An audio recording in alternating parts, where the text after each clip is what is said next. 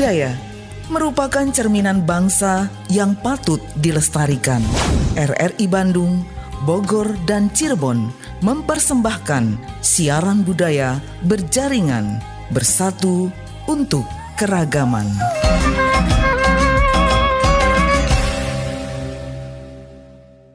Assalamualaikum warahmatullahi wabarakatuh. Selamat siang pendengar dimanapun Anda berada. Berjumpa kembali dengan siaran obrolan budaya berjaringan Korwil 12 Bandung, Bogor, dan Cirebon. Ditemani oleh saya Anu Mugia pada siang hari ini hingga menjelang pukul 13 waktu Indonesia Barat. Dan alhamdulillah telah hadir menemani saya narasumber kita. Beliau adalah Nons Ati. Beliau sebagai seorang pengrajin juga owner dari Nanukrep. Assalamualaikum Teh Ati. Waalaikumsalam warahmatullahi wabarakatuh. Tata. Alhamdulillah, terima kasih telah menemani kami pendengar dalam siaran obrolan budaya berjaringan Korwil 12. Ini didengarkannya oleh Bandung, Bogor, dan Cirebon Teh. Iya. Kita akan membahas tentang mengubah sampah plastik menjadi karya seni rajutan. Berbicara tentang sampah ya Teh ya, mungkin kalau sebagian orang menganggap hal ini sudah tidak berguna lagi. Tapi nih pendengar, di tangan non saat ini sampah plastik bisa menjadi satu karya seni yang begitu indah. Nah, kita ingin tahu nih, ngobrol langsung dengan Teh Ati, bagaimana sih latar belakang beliau, kenapa sampai tertarik untuk membuat tas cantik ini, Mangga? Iya, jadi ini tuh berawal dari keresahan saya ya terhadap sampah-sampah yang ada di rumah. Karena kan sebagai ibu rumah tangga kita sama-sama tahu kalau produksi sampah yang terbesar itu adalah di dapur gitu. Betul. Ya. Setiap hari kita belanja, sampah kreseknya banyak. Nah, mulai dari situlah akhirnya saya mulai berpikir bagaimana nih caranya bisa memanfaatkan kresek-kresek ini gitu. Nah, tapi saya bingung apa yang harus dilakukan. Jadi selama ini tuh hanya sebatas keinginan saja. Ditumpuk kan karena selalu ada proses pilah sampah itu ya. Betul. Sampah kering dan sampah basah. Nah, kalau untuk sampah plastik ini saya pisahkan gitu. Tapi nah ini mulai terbersit untuk menciptakan dijadikan bahan rajutan ini memang berawalnya ya dari hobi juga, karena kan hobi saya kebetulan merajut. Jadi saya mulai searching di internet gitu, kira-kira sampah kresek ini bisa dijadikan apa gitu, tapi yang bisa disesuaikan dengan passion saya gitu. Selama ini kan yang kita ketahui kalau sampah plastik ini biasanya suka dibikin daur ulang tuh kayak kerajinan tangan yang lain lah gitu ya, tapi kalau untuk merajut kayaknya belum. Nah, mulai dari situlah saya mulai berpikir ini tapi gimana caranya, masih bingung, masih belum tahu gitu seperti apa. Awal-awal dari mulai coba produk apa yang Teteh buat? Yang pertama kali dibuat ini tas ini. Wow, langsung besar gini. Langsung besar. Karena kan stok sampahnya kebetulan banyak gitu kan. Sampah kresek bekas makanan itu kan selama sering dikumpulkan gitu ya. Nah, yang saya pikir kayaknya ini yang bisa dijadiin sesuatu dulu kresek yang putih karena stok sampahnya banyak yang dikumpulinnya gitu. Iya. Teh Ati, kita pengen tahu nih, kira-kira kalau pembuatan tas ini pendengar mungkin bisa dibayangkan oleh Anda bahwa tas yang dibuat oleh Teh Ati itu sebesar tas teng-tengan untuk para ibu. Bisa dibayangkan ya, yang muat bisa buku, dompet, bukunya yang kecil, dompet bisa, laptop juga bisa masuk. Ini pokoknya bisa ukurannya kira-kira berapa ya? Itu sekitar 35-an. Iya, pokoknya untuk tentengan ibu-ibu lah ya, coba bayangin. Ini kira-kira habis berapa kantong kresek Teh?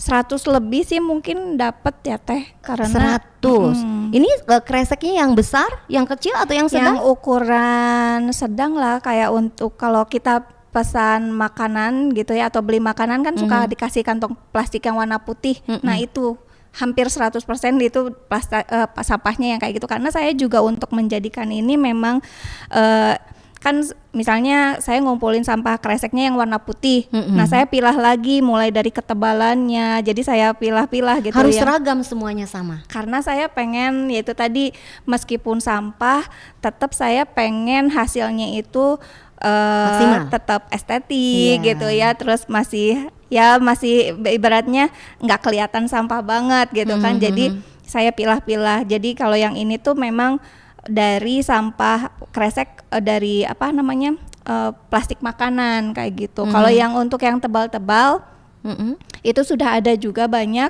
Saya rencananya mau dibikin keranjang seperti ini tapi yang ukurannya besar gitu. Itu keranjang tisu bisa atau juga dipakai untuk pensil juga bisa. Mungkin ya. Itu agak tebal plastiknya. Iya, kalau yang di rumah saya nggak saya bawa itu untuk keranjang buah ceritanya nanti itu, Jadi karena bisa plastiknya menahan bobot yang agak berat juga. Betul. Iya. Jadi ini pendengar, kalau misalnya membuatnya dari kantong kresek yang agak tipis, mungkin bebannya juga harus diperhitungkan dulu ya. Iya, betul. Jangan sampai nanti ngajebrol. Orang Sunda. Betul. Betul. Nah, Tati kenapa mengambil atau idenya plastik warna putih? Kenapa nggak ada plastik-plastik warna lain biar warnanya lebih menarik atau mencolok? Karena kembali lagi kepada sampah yang kita kumpulkan. Jadi sampah yang ada di rumahnya kebetulan sampah plastik putih. Karena saya itu kan seringnya ya belanjanya makanan kayak gitu kan, pasti plastiknya warnanya putih gitu ya. Sementara kalau untuk plastik yang lain-lainnya itu agak sedikit gitu. Jadi masih dalam proses, sudah ditumpuk aja dulu, dikumpulkan dulu, nanti sampai kalau jumlahnya sudah cukup banyak baru nanti mau dibikin sesuatu gitu.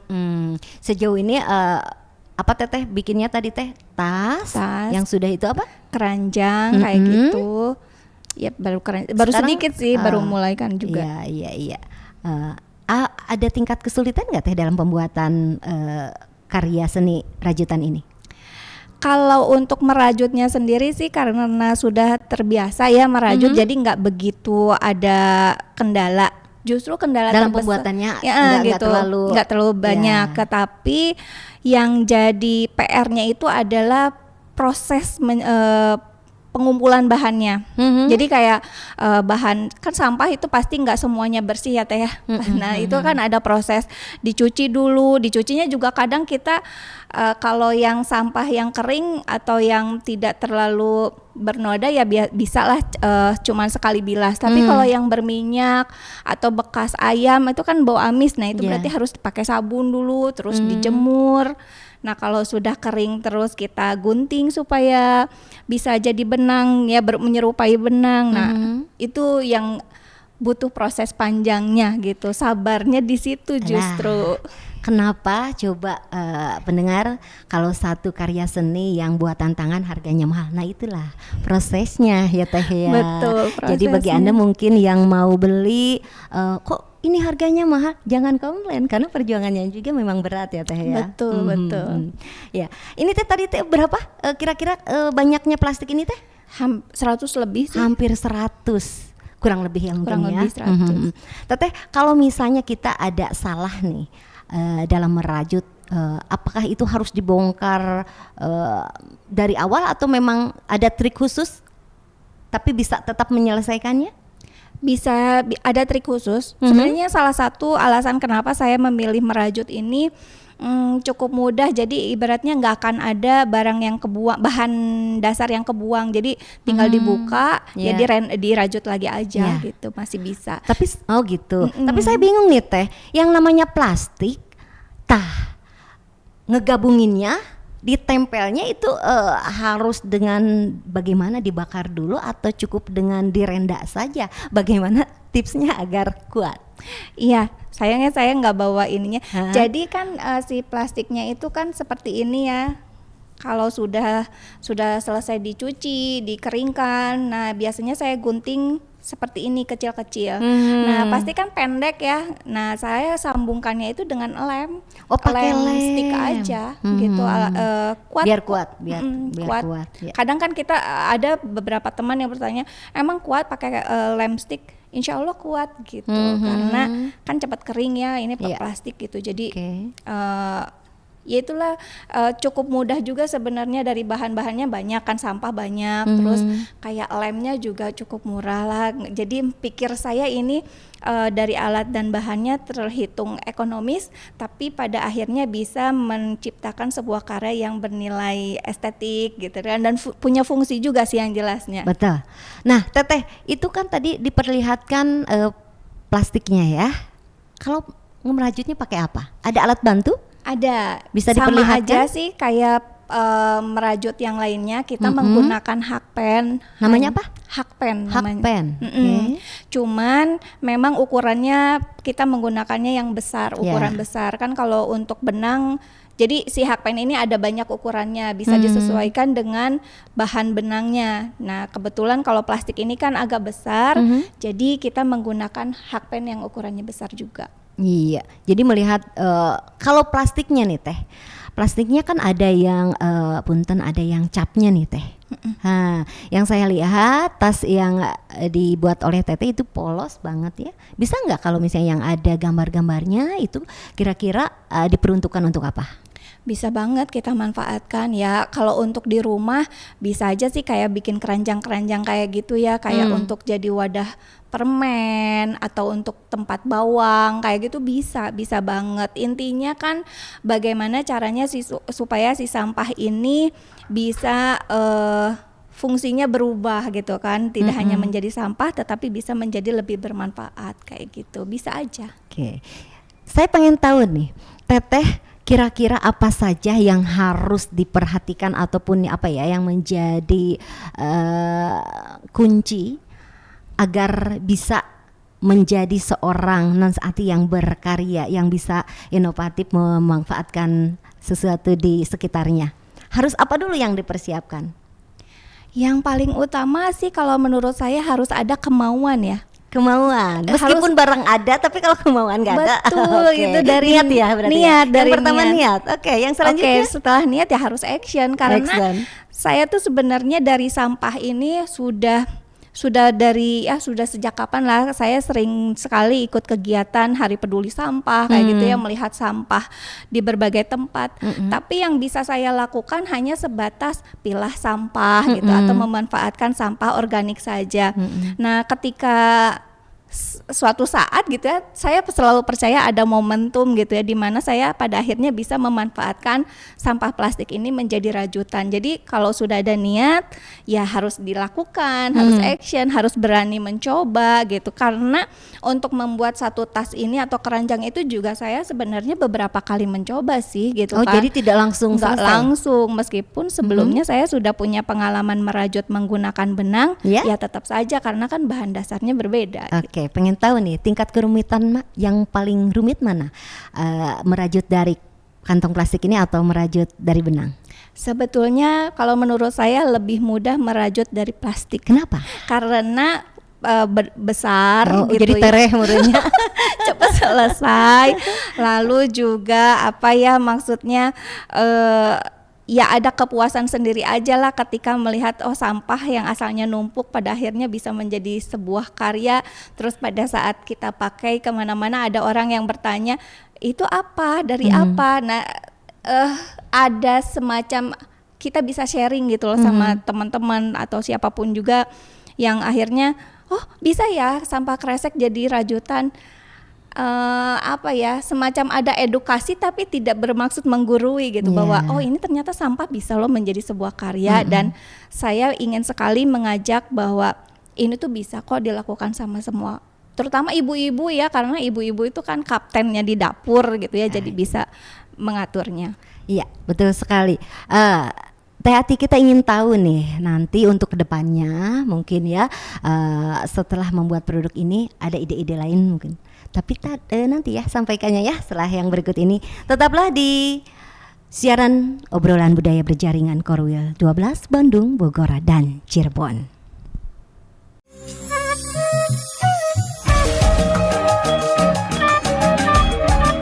Anda tengah mendengarkan siaran budaya berjaringan RRI Bandung, Bogor, dan Cirebon.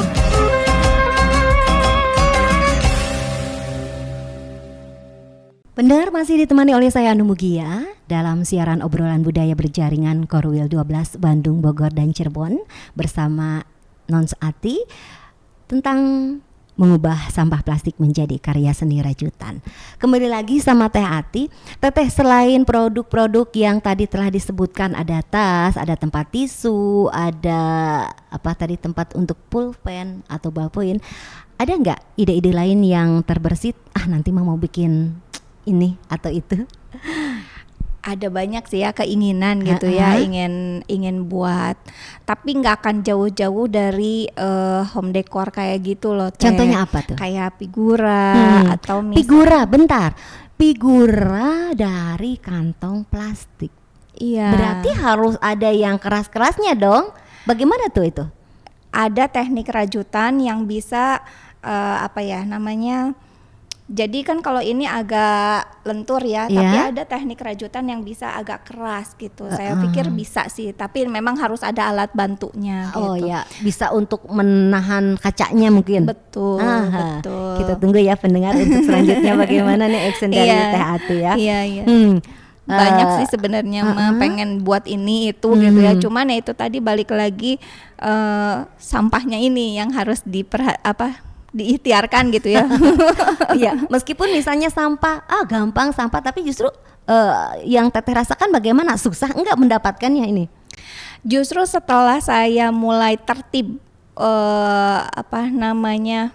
dalam proses sampah ini gitu ya, mulai dari pilah sampahnya sampai pemanfaatannya, justru sekarang ini PR saya adalah mendapatkan bahannya seperti ini bukannya saya malas ngerajutnya, tapi karena saya nggak punya bahannya.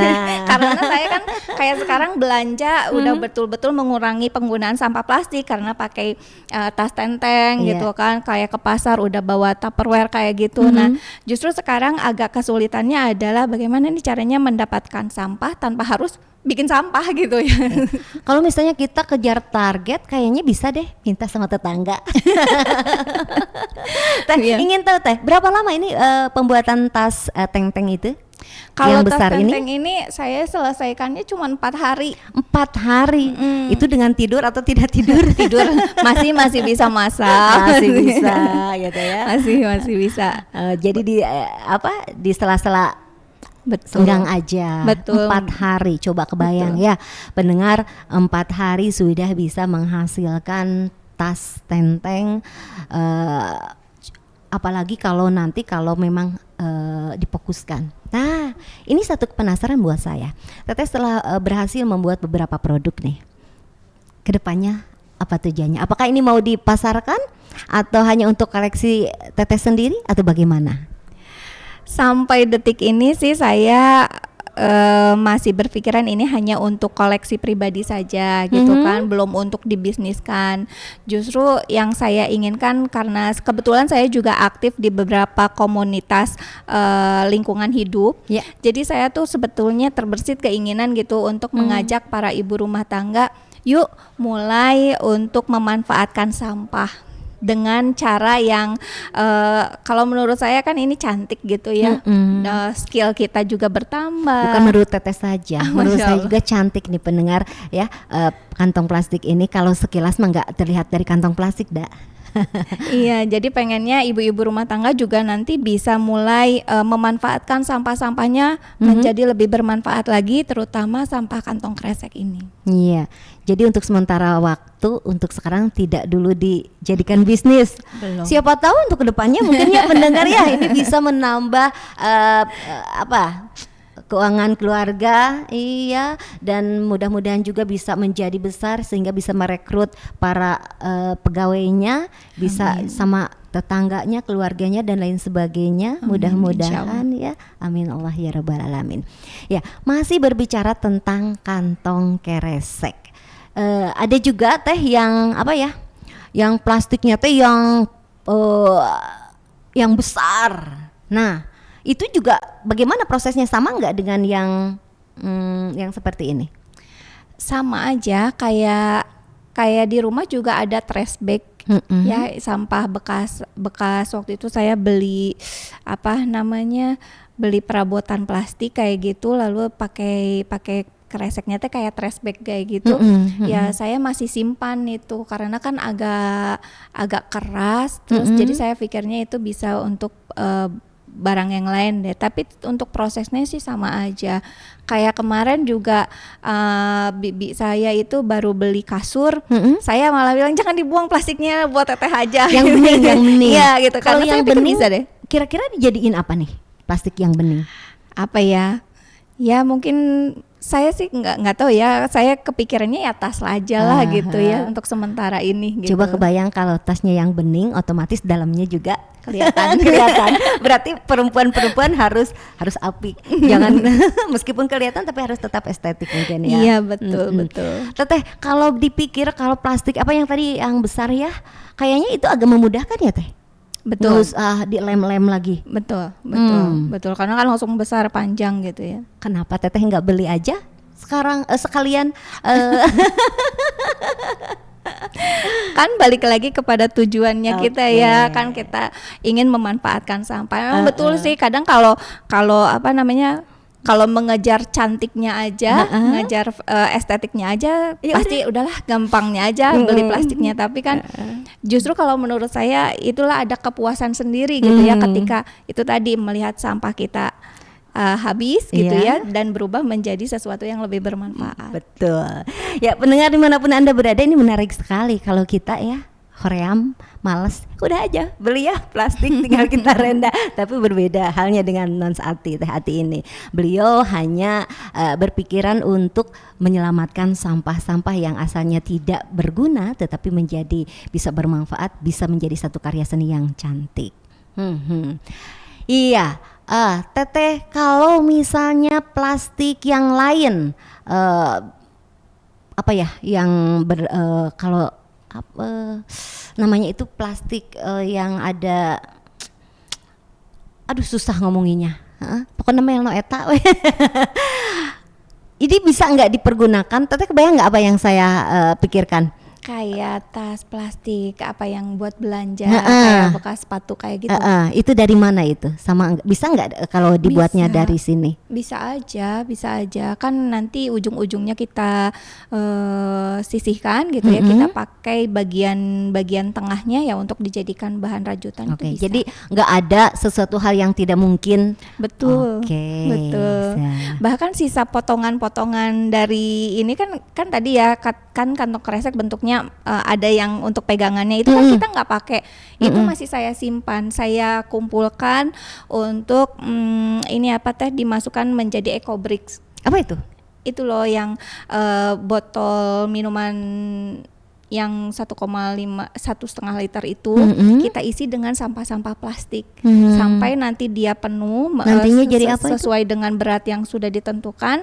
Nanti kita kumpulkan ya, insya Allah kalau misalnya sudah ada beberapa, nanti kita bisa bikin kursi, meja gitu. Atau berarti kalau misalnya kursi sama meja mah itu sampahnya harus banyak pisan. Betul. Banyak nah banget. disitulah saya juga sendiri ya masih baru berapa ya, baru 5 gitu kan, karena memang baru mulai action teh ya teh ya. Nah tapi dari situ saya jadi kepikiran, oh iya ya, proses inilah yang harus sabarnya gitu. Kalau nggak sabar-sabar mah kan kadang kita teh itu jadi sampah lagi gitu kan, numpuk lagi ya itulah.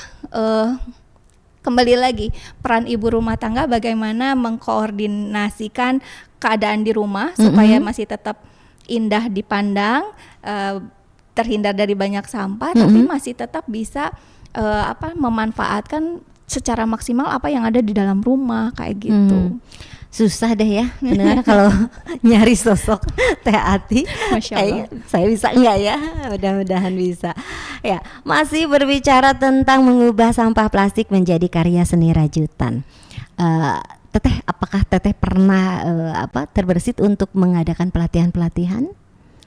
Iya, seperti yang tadi sudah saya sampaikan, sebetulnya ingin sekali ya berbagi gitu ya, sharing gitu bagaimana caranya supaya minimal kita bisa menuntaskan masalah plastik ini di rumah. Dan gitu. sejauh ini belum ada pihak-pihak yang bisa mendukung Teteh untuk merealisasikan ide-ide Teteh ataupun niatan Teteh untuk menularkan ilmunya?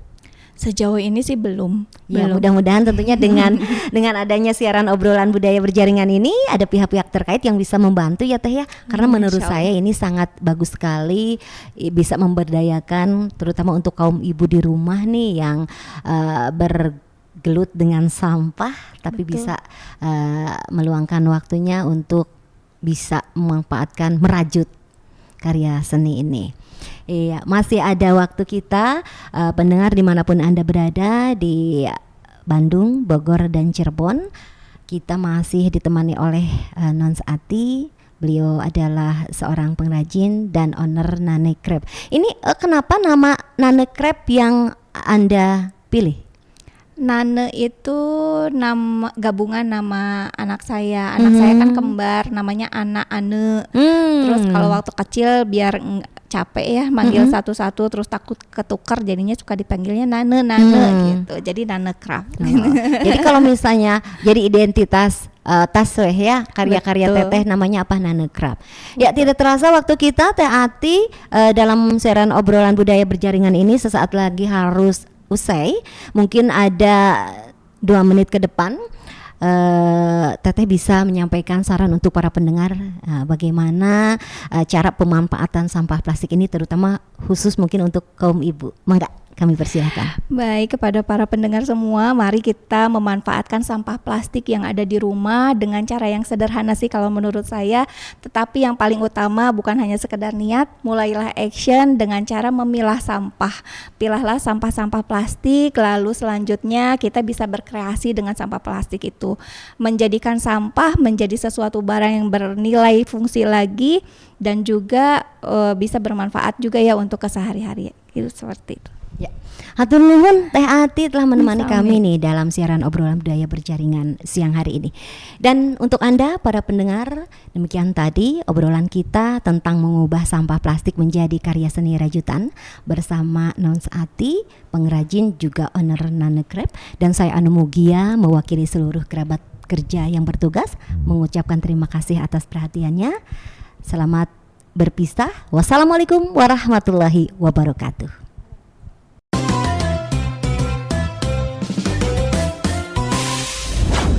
Demikian siaran budaya berjaringan RRI Bandung, Bogor, dan Cirebon.